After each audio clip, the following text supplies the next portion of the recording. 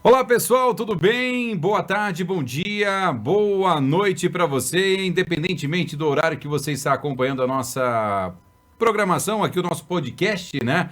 Sim. Estou com ele aqui, Adam, tudo bem? Bom dia, boa tarde, boa noite. Bom dia, boa tarde, boa noite, pessoal. Dá até vergonha de falar depois do Lúcio. O cara fala certinho, voz boa. Tô aqui Que parecendo um pato isso, rouco. que isso. Mas olha, Adam, hoje o tema é bem interessante, É um bem tema interessante. que muitos vão gostar, Sim. tenho certeza disso. Então você que está aí nos acompanhando, preste atenção no nosso podcast, né? Hoje falaremos de Educação financeira, galera. educação financeira. Educação financeira a gente tem que ter em todo momento da nossa vida, independente se a gente é novo, se a gente é mais ou menos, se a gente é adulto, se a gente é velho, Sim. em todo momento é importante nós termos, né, a nossa educação financeira. Em qual momento devemos começar a aprender financeiramente? Olha, quanto antes melhor, né? A partir de 5 anos de idade, a criança já está apta a começar a conhecer alguns conceitos da educação financeira. Eu acho que, primeiramente, a gente deveria definir melhor o que é educação financeira. Muita gente acredita que educação financeira é matemática. Matemática não é de forma alguma educação financeira. Matemática é pura e simplesmente matemática. A educação financeira pode ser compreendida, né, por um processo onde as pessoas vão entender melhor os produtos e serviços financeiros. Isso é educação financeira. É saber lidar bem com crédito, é saber lidar bem com investimento, é saber controlar suas finanças em casa. Então, isso é educação financeira. A matemática é uma parte minúscula da educação financeira. A maior parte são as atitudes das pessoas. A gente vê, Adam, que muitas pessoas, né, digamos assim, colocam a educação financeira, como você mesmo disse, né, aprender a somar o que entra da sua casa, o que Sim, sai da sua casa, ou até mesmo do seu comércio, né, sim, da sua mesada, vamos colocar assim, das crianças, mas sim. não é bem isso, né? Não, essa é só a primeira etapa, né, Lúcio? Depois que a gente analisa, né? A gente primeiro coleta, a gente sempre brinca, né? Algumas vezes eu já devo ter falado, mas vou falar mais uma vez que eu acho que isso é importante da gente memorizar, né? A matéria-prima de boas decisões são boas informações. Então, o primeiro passo, logicamente, que é anotar seus gastos, anotar suas receitas, mas depois disso vem a parte mais complexa, que é de fato tomar uma decisão, né, financeiramente saudável frente a essa realidade que você está vendo ali no papel. Então, a lançar, né, o que gasta, o que ganha, é só a ponta do iceberg ali gigantesco da educação financeira. E para a gente que está nos assistindo agora, ou seja, para os nossos telespectadores, palavra bonita, né? Telespectadores, ah, como fazer isso aí? Como deve proceder para ter uma educação financeira o quanto antes? Para as nossas crianças. Vamos começar dos nossos piqueduches, né? Os nossos Sim, pequenininhos. Como sim. que fica essa questão? A gente vê aí muita conversa nesses últimos meses, muitas coisas acontecendo. O que que você fala sobre isso aí, Adam? Então, nas aulas de educação financeira, né? Para quem não sabe, eu estou dando aula de educação financeira desde janeiro agora de 2022. Está sendo um baita de um desafio, né? Eu nunca conversei, nunca tentei ensinar crianças tão jovens. A gente dá aula para crianças de 5 a 14 anos. E a educação financeira de maneira mais introdutória, né, que é o que a gente faz com a ajuda do Gênio das Finanças, que é o material do Augusto Cury, por sinal um material excelente, assim.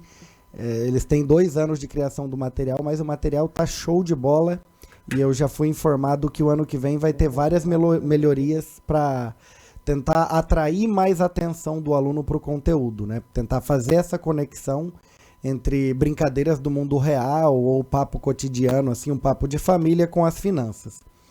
Mas a base mesmo, ela começa por uma certa organização. Então a gente começa a ensinar, né, para as crianças a organizar, a separar os brinquedos, porque parte da educação financeira é organizacional. Então para os pequenininhos, a gente ensina eles mais o valor das notas, esse tipo de coisa, né?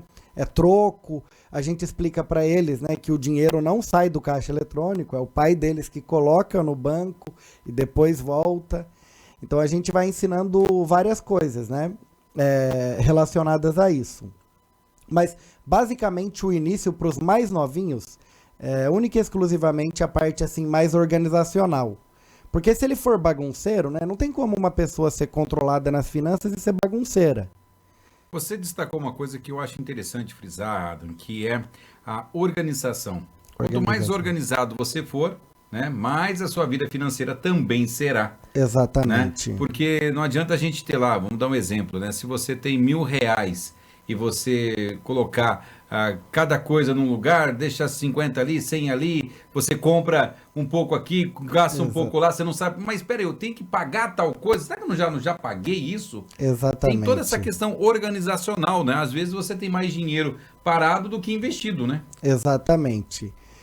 E aí essa questão organizacional, desculpem, ela é muito importante mesmo, seja você com as suas finanças pessoais, ou como empresa, ou trabalhando para alguma grande instituição, né? Se você trabalha como empresa hoje, você tem que apresentar as notas das despesas para você ser ressarcido.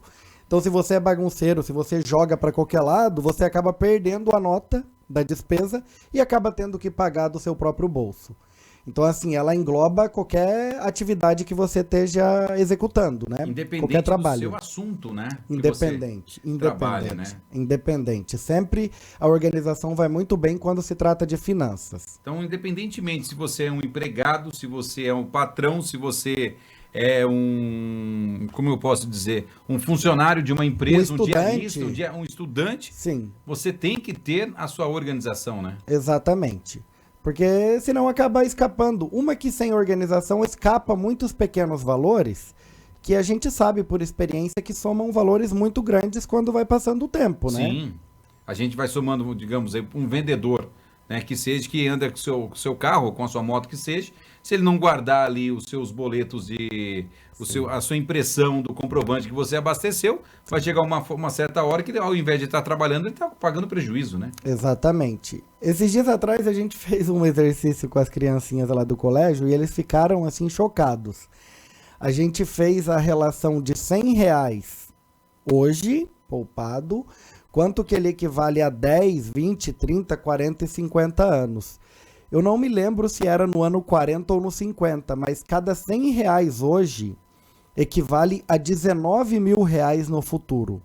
Só me falha se foi com 50 ou 40, mas acredito que seja com 50 anos. Então, se uma pessoa de 20 anos poupa hoje R$ 100, isso quando ela tiver 70 vai equivaler a quase R$ 20.000.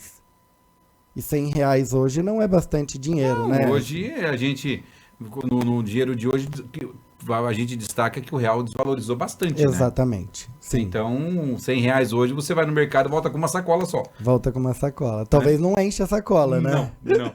Mas, Adam, a gente vê essa questão da educação, né? Da educação econômica, né? Você saber como investir. Às vezes a gente fala tanto aqui como investir, como lá, mas nesses pequenos detalhes a gente acaba se esquecendo, né? Exatamente. Para investir, a pessoa primeiramente tem que saber se ela pode investir ou não. E isso é uma relação de controle de gastos, uma previsibilidade ali de quanto que é o orçamento.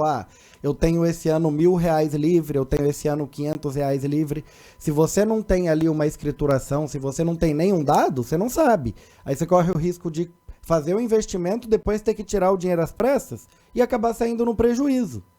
Então, a educação financeira, ela auxilia muito na questão do investimento, né? Sem uma boa educação financeira, sem uma noção muito boa de finanças, dificilmente você vai se tornar um bom investidor. Então, anda junto, né? Ou você vai acabar pegando um crédito mais caro, porque assim, a educação financeira engloba tudo isso, né? Você está pegando um empréstimo, então como é que você entende de finanças se você está fazendo um empréstimo? Mas peraí, a Localiza toda hora pega dinheiro emprestado, ela compra o carro e coloca alugar. Quanto mais dívida ela tem, mais dinheiro ela ganha. Sim. Então assim, tudo é questão de você entender o seu negócio, de entender a sua realidade e saber se faz sentido tomar um empréstimo ou não. Agora, Adam, eu tenho comigo, né? Vamos levar um pouquinho mais atrás aí, né? Vou dar mais uma vez um exemplo de casa, né? Meu pai mesmo, até hoje, ele pega as contas dele, tem todos os papéis ali, anotado, que entrou, que saiu, que poderá investir, o que gastou no mês passado, se ele gastou menos esse mês, gastará mais no mês que vem. Sim. Ou seja, faz um diagnóstico, né? Pré-diagnóstico também do mês financeiro. Isso é bom? Isso não é bom? Como que é essa questão para o mundo propriamente dito financeiro? Olha, isso é excelente, né? A pessoa que conhece a realidade, ela não se frustra, ela não fica imaginando coisas que não existem. Então, assim, as finanças estão bem? Estão bem. As finanças estão mal? Estão mal. É lógico que é ruim quando a gente começa a passar todos os gastos para o papel e vê que a conta não vai fechar. Mas se a gente em algum momento não cair na real, né? Não se der conta da real situação financeira que a gente se encontra, a gente não vai ter aquela motivação, que seria o motivo para a ação, de tentar mudar de vida, de mudar de negócio, mudar de emprego, mudar de postura, né? Muitas vezes os problemas financeiros, eles não acontecem só com quem ganha pouco dinheiro. Eles acontecem muitas vezes com quem ganha muito dinheiro. Será que principalmente com quem ganha muito dinheiro, Adam? Olha, Lúcio, eu vou te dizer uma coisa. O empreendedor, normalmente, ele acelera um pouco a sua relação financeira, né? Ele acredita estar rico antes de estar. E aí ele começa a ter a receita do empreendedor novo e ele começa a gastar que nem um empreendedor que já está com o bolso lotado. E ele acaba entrando em dificuldade. Por quê? Porque o dinheiro da empresa dele e o dinheiro das despesas dele vai competir. Como é que ele vai colocar, né? Vamos supor que ele tem uma fábrica. Como é que ele vai comprar uma máquina nova para a fábrica? Se ele gastou todo o dinheiro comprando roupa, fazendo churrasco, fazendo viagem. Então, assim, a máquina não vai para a fábrica. E a fábrica deixa de crescer porque a pessoa gastou o dinheiro que era para reaplicar. Então, tem que tomar muito cuidado. Porque no começo, a despesa, né? O gasto nosso, quando a gente tem pouco dinheiro, uma compra é muito relevante. Só que à medida que a gente vai acumulando capital, essa compra deixa de ser tão relevante. Então é melhor você no começo poupar para depois ter um futuro mais tranquilo do que ir vivendo intensamente cada dia. Né? É lógico que é gostoso gastar assim, tô com vontade de comprar, compro. É bacana isso. Não vou falar que é ruim porque não é. Mas assim, você tem que ter muita noção. Porque essa atitude vai trazer vários problemas no futuro. O porquê eu fiz essa questão, Adam? Muitos, digamos desta forma, empresários, né, muitos empreendedores têm a vontade de crescer, mas muitos deles não crescem, não conseguem crescer, ou até mesmo deixam de crescer, outros nem chegam a crescer. Sim. Né? Ou seja, nesse intervalo aí que você disse, de comprar um maquinário, ou até mesmo, eles não conseguem, por quê?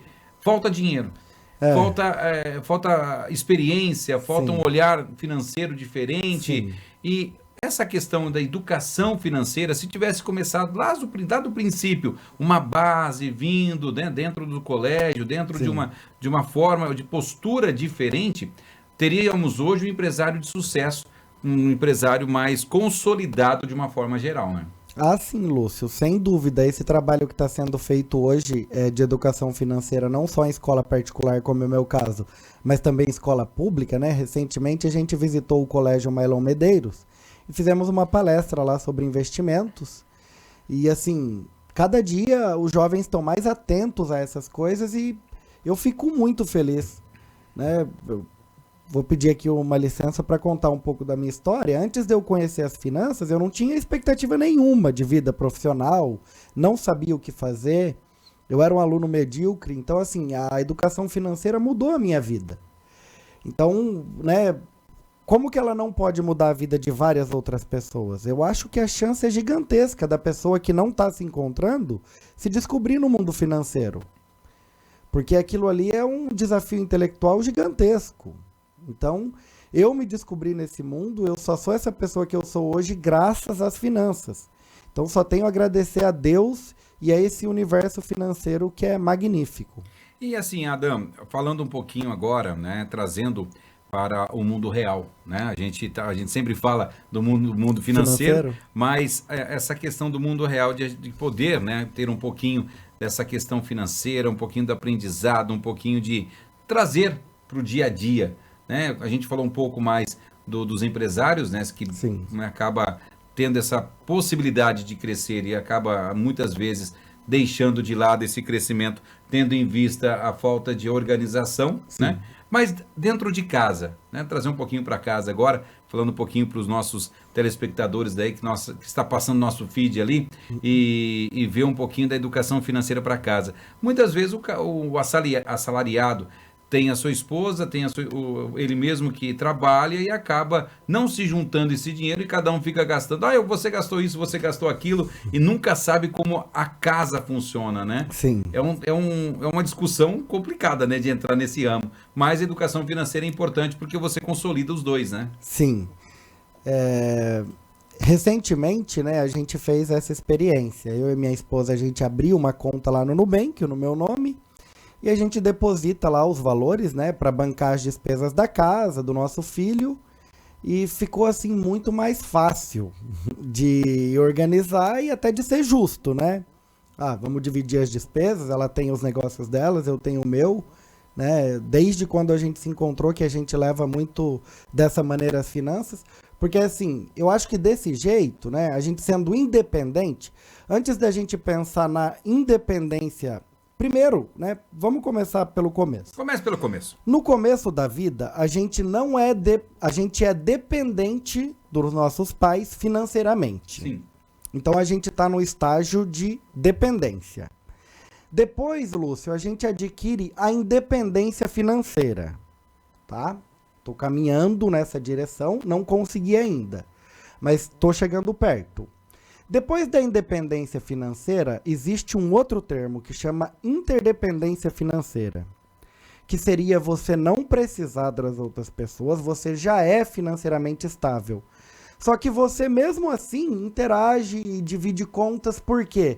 Porque isso aí traz uma saúde para a relação do casal, né? Imagine que chato a esposa todo dia, se for comprar uma calcinha, se for comprar um pijama, ter que pedir dinheiro pro marido. Imagine o marido se tiver que parar com os amigos para fazer um happy hour e pedir dinheiro para a esposa. Então isso não faz o menor sentido, né? O casal ali, cada um tem que ter o teu próprio dinheiro. É dona de casa? Tudo bem. Então o marido vai trabalhar, a esposa vai ficar cuidando do lar, das crianças ali, e o marido vai se propor lá, vai chegar num número entre eles, esposa, eu vou te dar aqui, se eu fosse contratar uma empregada, sairia, sei lá, se for todo dia, R$1.500 no mínimo, que é o salário mínimo, né? 1.200 e alguma coisa que tá hoje. Aí você coloca 13º, férias em cima, vai dar uns R$1.600 por mês. Aí você pega uma babá. Você vai ter que pagar.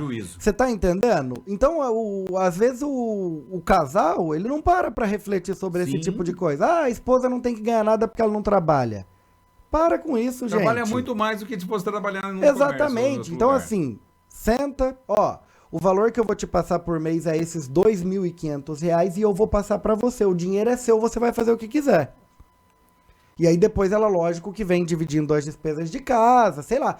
É uma questão de combinar, mas tem que estar combinado, porque o chato é depois, lá na frente, um jogar na cara do outro. Isso desgasta até a relação, né? Nossa, acaba com o casamento. A necessidade entra pela porta, o amor sai pela janela, né?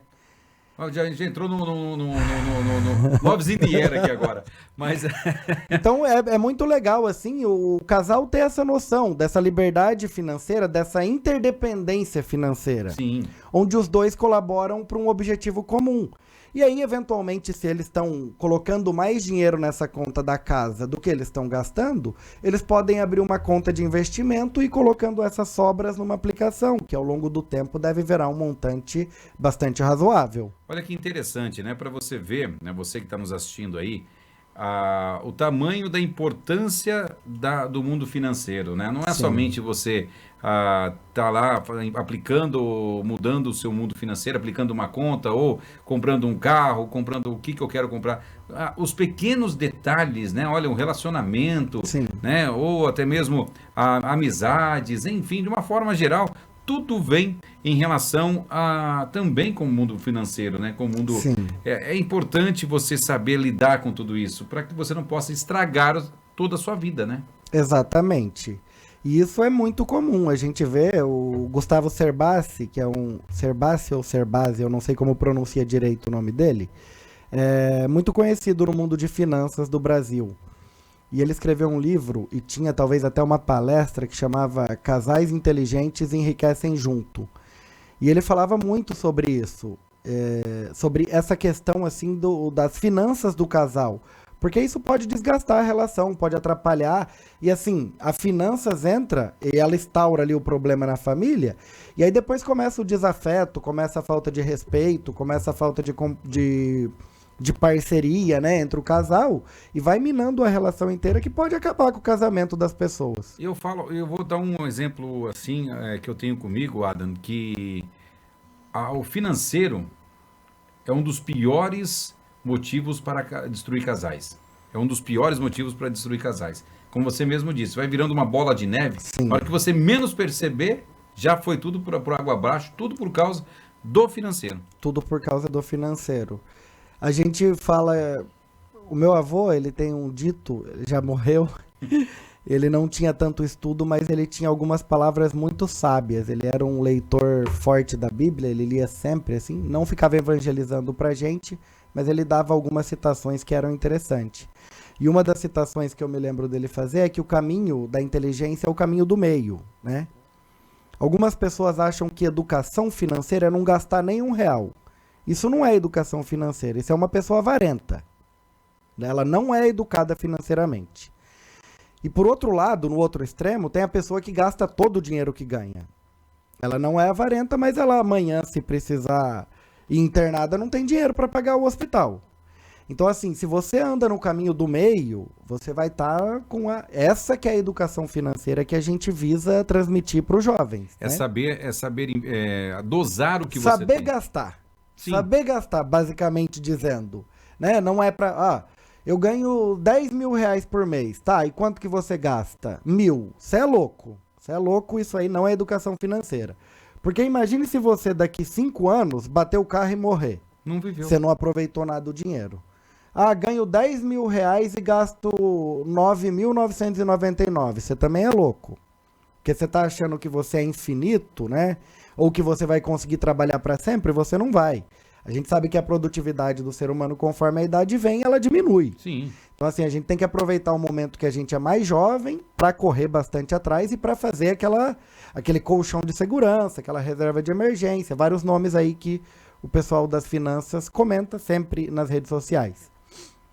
Então, eu acho que esse caminho do meio que é o que a gente tenta levar para os jovens hoje através da educação financeira. Digamos assim, para as pessoas que estão nos acompanhando, né? Ela gasta o que tem, porém guarda também o que tem. Exatamente. Ela guarda o que tem. A gente acha muito interessante aí uma poupança, né? Lógico que vai variar. Se o cara ganha muito dinheiro e ele pode até poupar um pouco mais.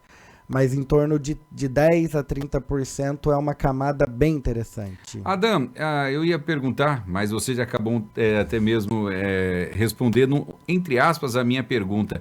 Mas seria dessa forma, você investir é a mesma coisa do que gastar, investir é a mesma coisa do que poupar dinheiro ou não? Não, são atividades totalmente diferentes, Lúcio. A gente pode poupar o dinheiro e guardar nessa gaveta. Mas ele vai deixar de valer. Exatamente. É isso que Se eu tô... você poupa e não investe, né? É lógico que é melhor. O pior dos cenários, não poupar nada. Segundo o pior cenário, poupar e não aplicar aquele dinheiro para pelo menos manter o valor dele. Sim, Nem tanto visando ganhar dinheiro investindo. Mesmo empatar. Exatamente, para manter o poder de compra daquele capital. Então, essa foi a minha dúvida, né? Porque você está lá com a sua, digamos que com o seu valor, né? Você tem lá, vamos colocar um dinheiro pequeno, R$1.000, né? Certo. Você tem R$1.000 ali e tem essa possibilidade de guardar R$ 500, Certo. né? Vamos colocar dessa forma. O que fazer? Guarda embaixo do colchão esses R$ 500, ou seja, estou guardando, né? Vou pagar minhas contas com os outros 500, vou pegar esse 500 e vou guardar, ou invisto? O que fazer nessa situação? Vai investindo o que tem, gente. Tem investimentos aí que você consegue colocar o Tesouro Selic, é resgate imediato, é fácil de colocar, é fácil de tirar, o risco é mínimo e já te defende bem da inflação. Então, o melhor remédio, ou seja, a melhor forma de você aplicar, não é a palavra aplicar que eu queria usar, mas a melhor forma de você render o seu dinheiro é aplicando, Exatamente. não guardando. Não guardando. Guardando é a primeira etapa, né? Não tem como você investir o que você não tem. Então, primeiro você guarda, né? Na medida que você está guardando, você já vai aplicando aquele dinheiro, que a gente chama de colocar o dinheiro trabalhar no nosso lugar, né? Seria bom, né? Seria. Então, a riqueza, ela tem algumas camadas, né? A riqueza. Então, a gente começa ali na camada de subsistência, né? Que a gente gasta tudo que ganha. A gente está sobrevivendo. É. Na segunda camada, que a gente poderia chamar de debaixo do colchão, né? Então, a pessoa está ganhando já mais do que gasta, porém, ela não sabe o que fazer com o dinheiro que sobra. Então, ela está guardando debaixo do colchão. E aí tem o nível mais alto, né?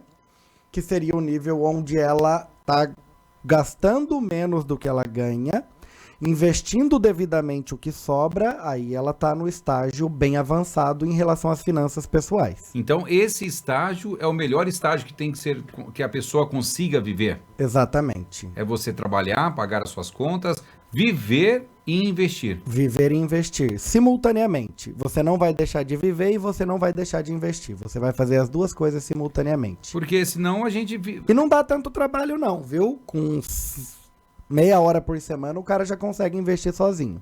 Olha que legal. Não dá trabalho. Olha que dica interessante. Você que está aí nos assistindo, muitas vezes a gente conversa com o Ada As aqui. pessoas acham que é fora do comum, né? Ah, eu vou investir, vou mandar o dinheiro pra Marte. Não, não é, gente. É fácil. Então, é isso que eu... Vamos baixar esse assunto agora, que eu Vamos. achei interessante, porque muitas pessoas, Adam, falam, eu vou investir, mas como que eu devo investir? Da onde que eu devo investir? Com meia horinha por semana, Sim. você consegue já entrar no mundo aí para investir o seu... Porque aí cai naquela questão, nossa, eu tenho que ter muito dinheiro para isso, né? A gente viu que não.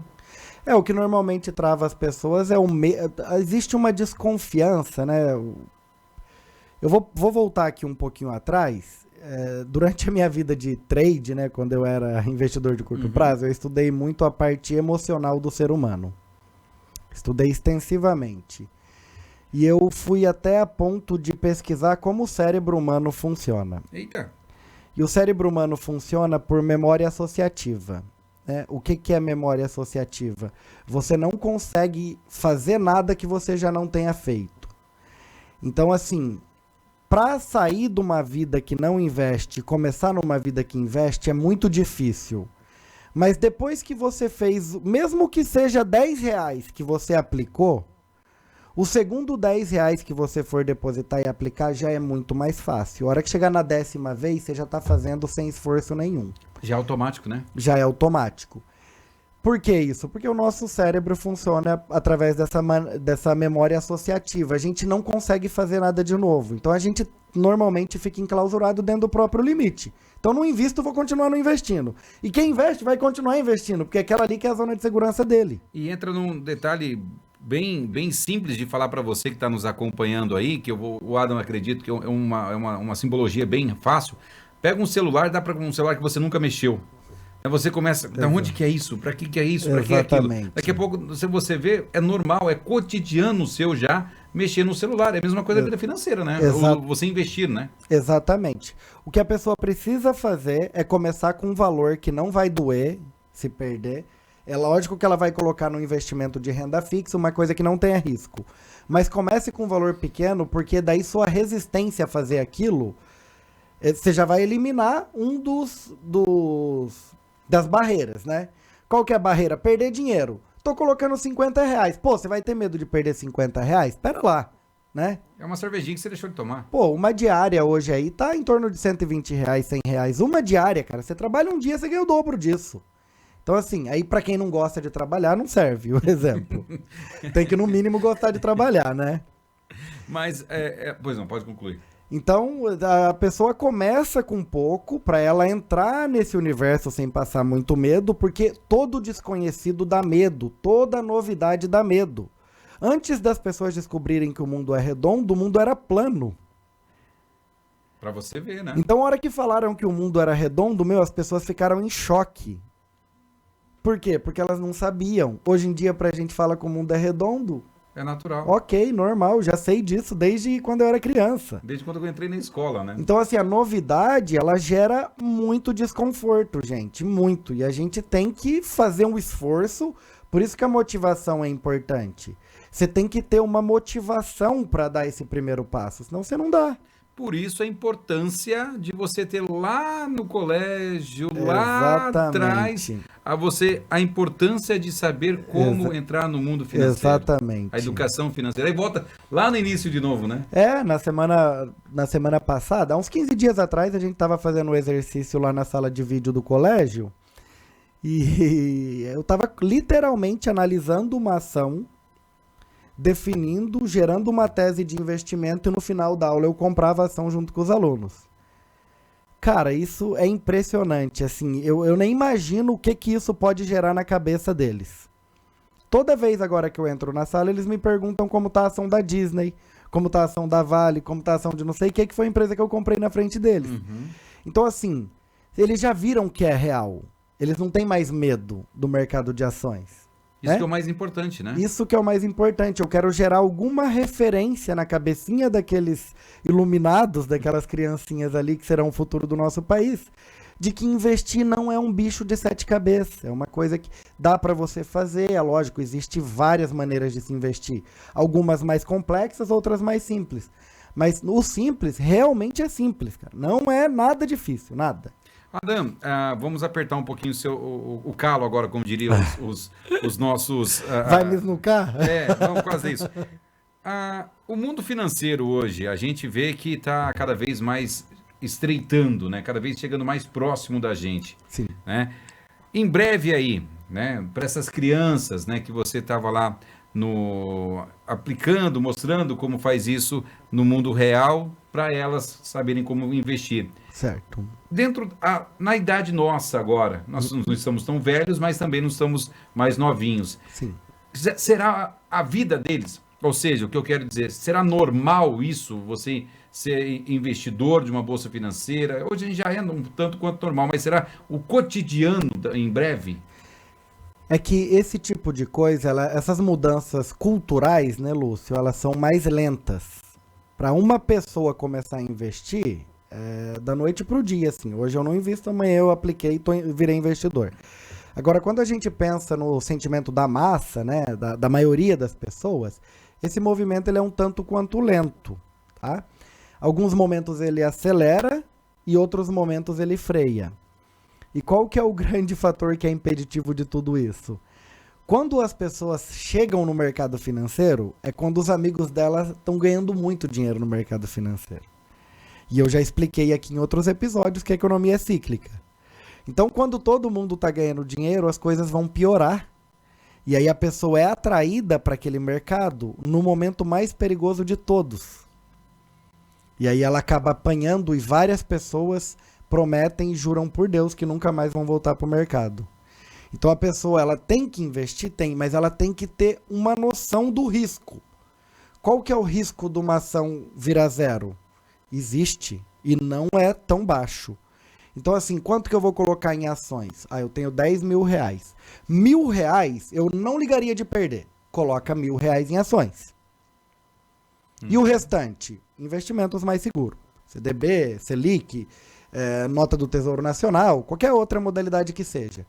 Agora a pessoa vem com a ganância, ela vem motivada pela ganância, ela não vem motivada por Pelo raciocínio lógico. Pelo raciocínio lógico. Ela vem só pela emoção, e a emoção não funciona bem conectada com a razão, né? O que eu quis dizer, Adam, seria assim, que seria mais normal, você investir em CDB, investir... Ah, acredito que sim. Entendeu? Acredito que sim. Essa foi a minha... Porque o amigo fala, né? Assim, Isso. cara, vários lugares eu chego, aí a pessoa fala assim, pô, tal amigo meu fez seu curso, cara, ele tá adorando, assim, comentou comigo, e até esse boca a boca que vai levando o mercado pra frente. Sim. E assim, a gente tá numa cidade pequena, mas imagine o potencial disso num grande centro. É isso que eu... Vai chegar um momento que quem não investe vai ficar meio deslocado do papo.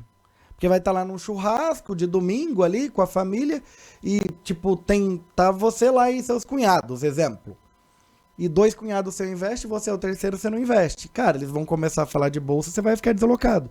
Então, assim, as pessoas estão procurando essa ajuda para investir até como meio de se socializar. De ter mais assuntos, de ter um repertório maior de assuntos para conversar com as pessoas. É porque até mesmo se você ficar deslocado é complicado, né? Como é que você vai conversar se você não entende nada? Né? Essa é o que eu quis perguntar para você, porque cada vez mais a gente vê o mundo partindo por esse lado. Sim. Né? De uma criptomoeda, né?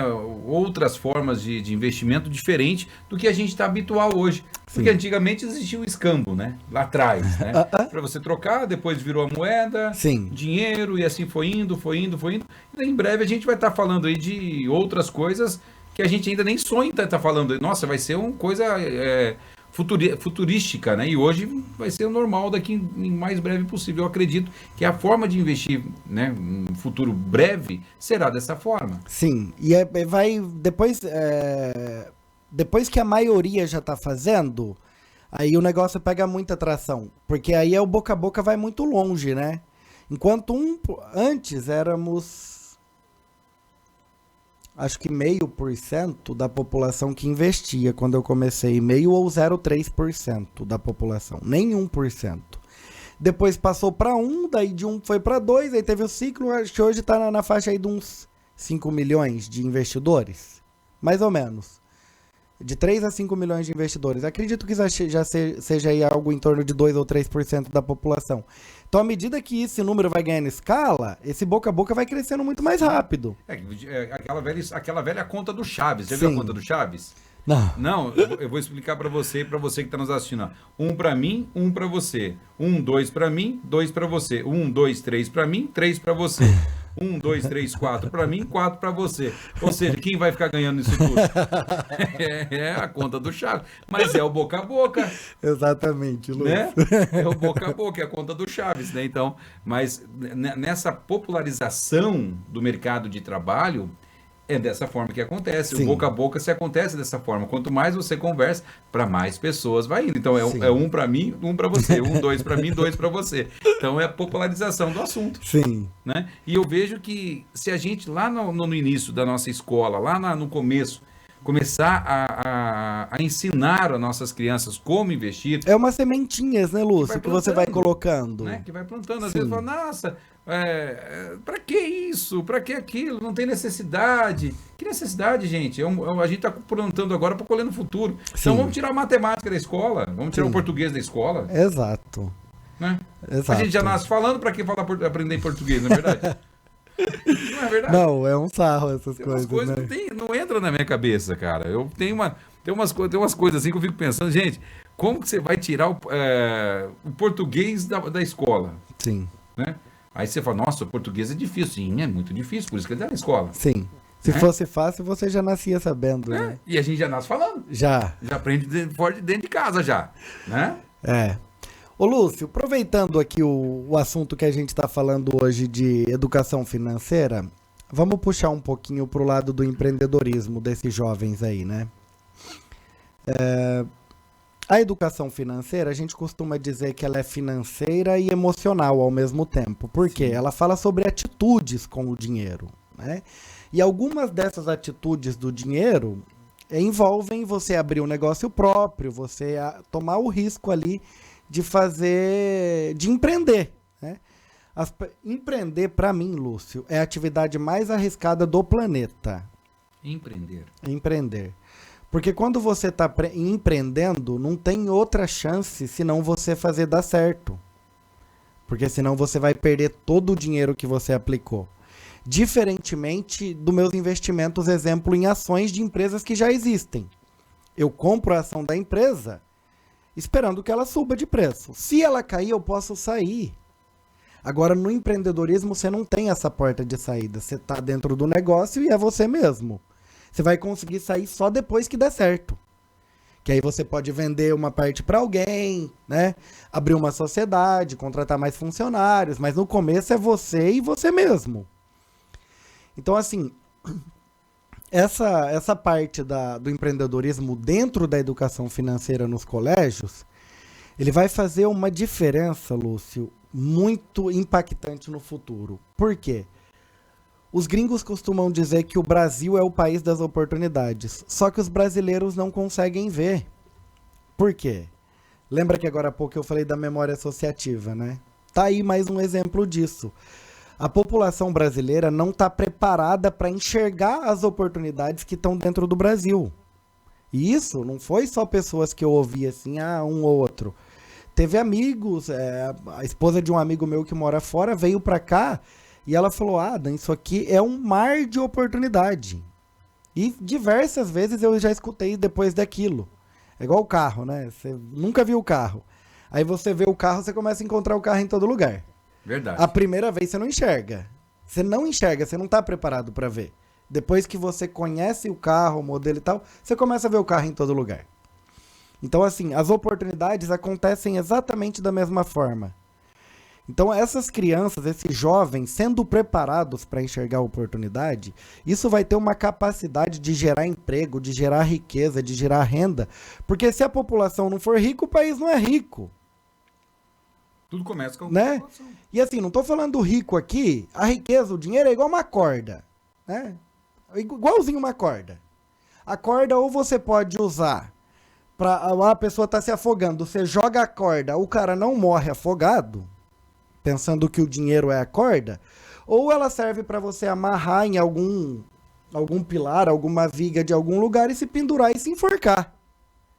Então, assim, o dinheiro é igual a corda. O dinheiro não é bom ou ruim. E a corda também não. Depende de como você usa. O que vai ser bom ou ruim é a maneira que você usa. Então, assim, o dinheiro é ruim. Tinha alguns alunos meus que tinham essa postura, sabe, lá no colégio. Eu não preciso de dinheiro. Aí a gente começa a explicar que a escola que ele está sentada é paga. O lanche que ele come na cantina é pago. A roupa que ele tá vestindo foi comprada. Aí ele fala assim, não, peraí, dinheiro, na verdade, ele não é tão desnecessário igual eu tava imaginando.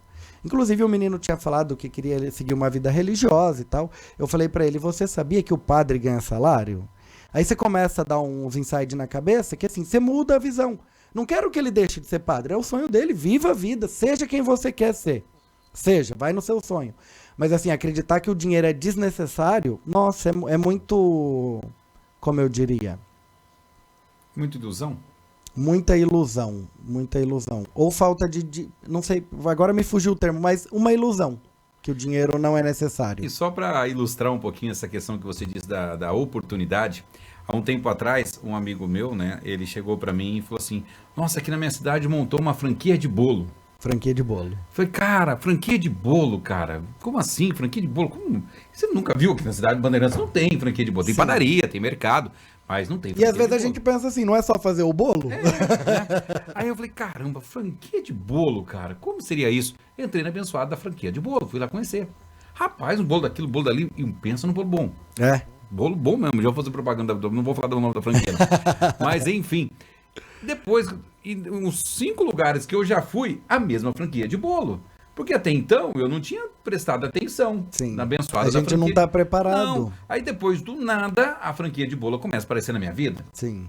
Eu falei, cara, um negócio interessante. E é muito rentável. É. Eu conversei com um dos proprietários, falou, cara, é rentável, é uma oportunidade gigantesca, a Bandeirantes não tem. Então, é tudo uma questão de enxergar, né? Se você não tivesse visto isso, não tivesse olhado, não sentisse, né, que é real, né? Porque o que é real só depende do que a gente acredita. Se você acha que é real, é. Se você acha que não é, não é. E, Adam, a gente vê que esse mundo, né, de aprendizagem, do mundo financeiro, de como investir, de como levar o seu dinheiro, como conduzir o seu dinheiro, é importante, é necessário, hoje não tem escapatória, tem que se aprender.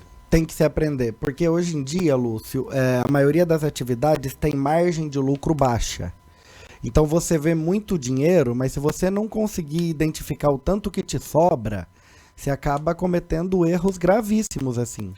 Você entrou num assunto que eu vou aprofundar agora. Vamos lá, gostei. Tem muita gente que tem seu comércio, né? Sim. E compra um produto por 1 e vende por 5. Certo. Né? Tem outro comerciante que tem o seu produto, que compra por 1 e vende por 2. Certo. Quem vende por 2 vai vender muito mais. Sim. Correto? Certo. Só que ele vai demorar um pouquinho mais para quem tem chegar aos 5. Exato. Um certo amigo meu, não vou falar o nome da pessoa, o Ricardo, falou para mim que prefere vender mais do que vender 1 e ter mais lucratividade. Qual é o conselho para isso? Olha, eu acho que é muito de negócio para negócio. Quando você vai montar um plano de negócio, uma ideia de uma empresa, você tem que prestar atenção de qual o cliente que você vai querer conquistar. Ninguém pode agradar todo mundo, isso é impossível. Exemplo, a Apple, ela teve o objetivo de conquistar o cliente de mais alta renda, né? A Xiaomi teve a ideia de conquistar o cliente de mais baixa renda.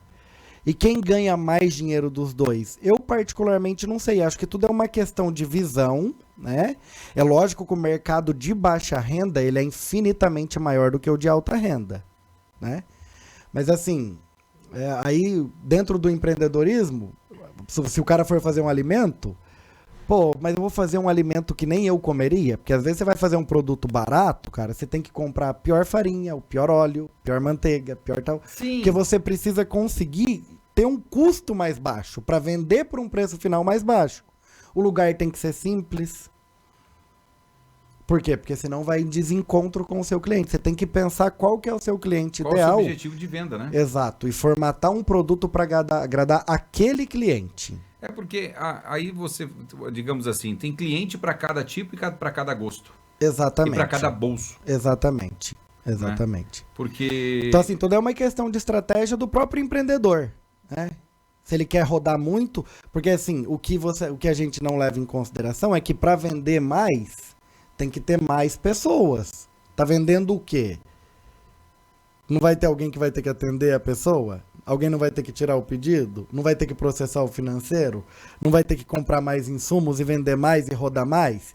Então, assim, se vai rodar mais, se vai faturar mais, né? Se vai girar mais... Você precisa de mais... Você vai precisar de mais estrutura. Humano, né? Exatamente, mais estrutura para girar. É um ciclo. Agora você me deixou mais confuso ainda. É porque essa pergunta que você fez, ela não tem uma resposta só, não tem como... resposta sólida, né? Não tem como eu dizer, não, vende caro, né? Ou vende barato. Pô, tem restaurantes em São Paulo que vendem um prato por R$500. Abre um restaurante em Bandeirantes e pede 500 no prato e vê se você vende. Você não vende.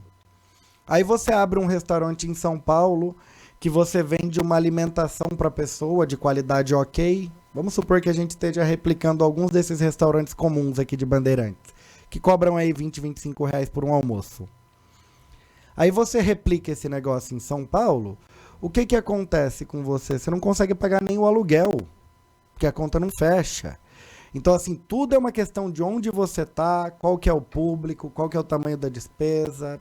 Não é simples negócio, né, Lúcio? Não, ele é complexo. Por isso que é importante estudar isso. Exatamente, o negócio é complexo. A gente costuma dizer que todos os negócios têm pelo menos uns 6, 7 aspectos diferentes. Tem a parte financeira, tem a parte comercial, tem a parte jurídica, tem a parte de pessoas, tem a parte de processo, tem a parte do produto que você vai vender. Então, assim, olha quantas variáveis. Tem o marketing, como é que você vai se apresentar. Como que a pessoa vai ver o seu produto. Né? Como que você quer ser enxergado.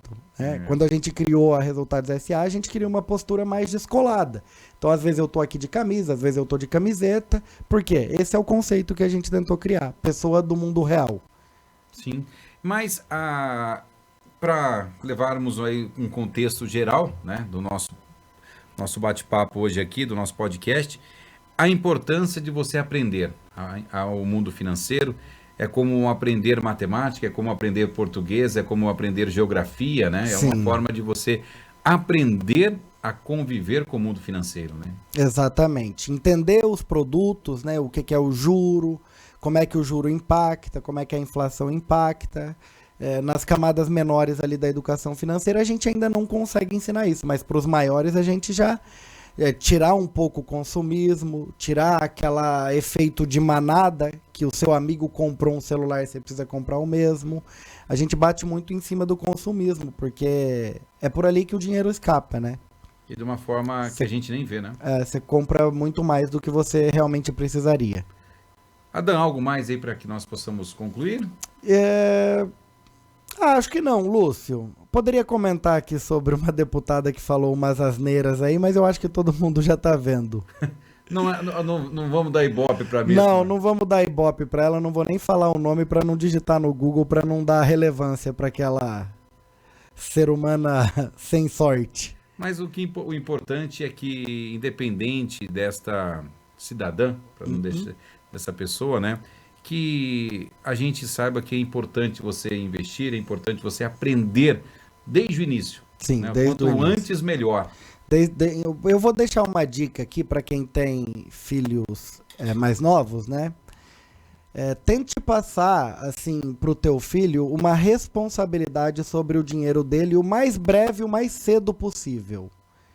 Então, assim, dê semanada, dê mesada, deixe ele fazer as cagadas com o dinheiro dele e as coisas erradas, para que ele possa aprender depois a fazer o certo. Não deixa para colocar o dinheiro na mão dele só depois que ele já tiver de idade. Deixa ele tomar conta das finanças dele. Deixa ele começar a poupar dinheiro com 12 anos de idade. Não você poupar e dar para ele. Filho, papai vai te dar aqui um dinheiro, filha. Papai vai te dar um dinheiro aqui, só que nós vamos fazer um combinado. 10% de tudo que o papai te der, o papai quer que você guarde. Pô, você vai ensinar uma coisa pra tua filha, pro teu filho, que eles vão carregar pro resto da vida. E talvez eles nunca tenham um problema financeiro só com essa atitude, se você tomar. Eu tô no prejuízo com o Gão já. Você já tá perdendo, Já. né? Que eu falo pra ele, todo gol que ele marcar na quadra é R$1. E cada gol no campo é 5. Mas você tá pagando? Tem que ir pagando, Pior. pô. Faz o Pix, pai. O pai faz o Pix, tô morto. Obrigado, galera. Prazer estar na companhia de vocês mais um dia. Valeu, Lúcio. Tamo Valeu. junto hoje e sempre, meu irmão. É nóis.